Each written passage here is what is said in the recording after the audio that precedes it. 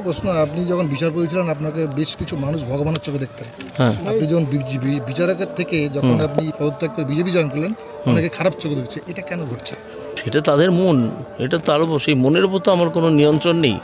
তাদের মন, তারা কোনো সময় তাকে মনে হয়েছিল তাদের আবেগে যে আমি ভগবান, এখন হয়তো মনে হতে পারে যে আমি শয়তান, ঠিক আছে। কিন্তু আমি তাদেরকে বলবো যে কড়া নজর আমার ওপর রাখুন এবং দেখতে থাকুন আমি কি করি না করি, তাহলেই তারা বুঝতে পারবেন যে আসলে মানুষটা কত ভালো বা কত খারাপ। স্যার, তৃণমূল আজকে সোশ্যাল মিডিয়ায় পোস্ট করে বলেছে রেখা পাত্র মুখ্যমন্ত্রীর উন্নয়নের সাথ পেয়েছেন, কি বলবেন স্যার? হাসি ছাড়া আর কি বলবো? হাহা করে হাসবো না অট্ট হাসি দেবো সেটা বলুন। ঠিক আছে, ঠিক আছে, থ্যাংক ইউ। ওকে। না, এটা ছবি সমেত আছে আমাদের কাছে। স্যার, তৃণমূল আজকে পিসিতে দাবি করেছে আপনি নাকি মুখ্যমন্ত্রীর মৃত্যু কামনা করেন। না, ওটা ভুল করেছে ওদের। আমি যেটা বলেছি সেটা হচ্ছে একটা আলংকারিক অর্থে বলেছি। এটা তো কোনো ব্যক্তি মানুষের মৃত্যুর জন্য আমি বলিনি, আমি তার দলের মৃত্যুর কথা বলেছি। দলের মৃত্যু ঘণ্টা বেজে গেছে।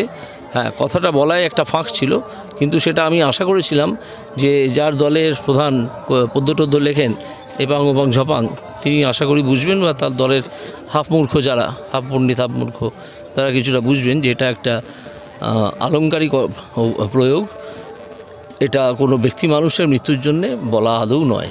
বর্ষাকালে সাপ তাই ভয় যেতেও পারে না ওইখানে যে বাড়ি থেকে আছে, ফাঁকা বাড়ি আছে।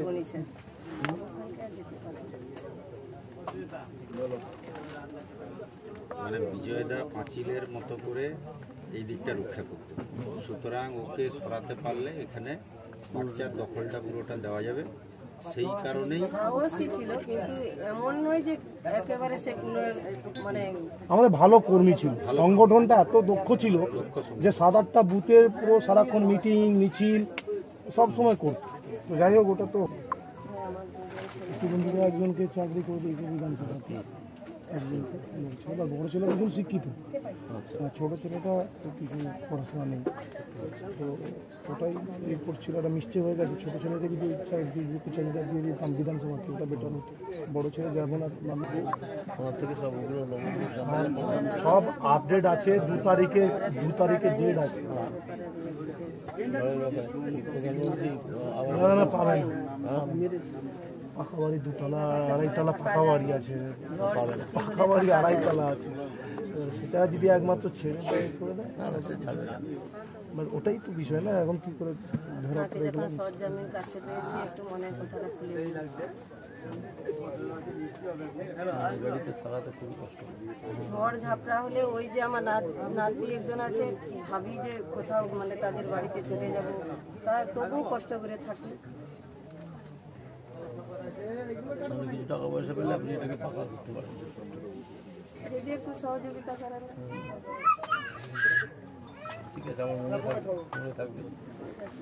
দেখি ভোটটা চলে যাক, তারপরে আপনার সঙ্গে যোগাযোগ তো ওনারা রাখেন, আমার সঙ্গে ওনার যোগাযোগ সবসময় থাকবে। আর এটা একজন শহীদের ব্যাপার, আমরা নিশ্চয়ই উপযুক্ত গুরুত্ব দিয়ে ব্যাপারটাকে দেখব। স্যার, ওই খুনিদের একটু যেন শাস্তি হয়, এটা স্যার দেখবেন। ঠিক আছে, তাহলে চলো আমরা উঠি। ডাব খান অনেক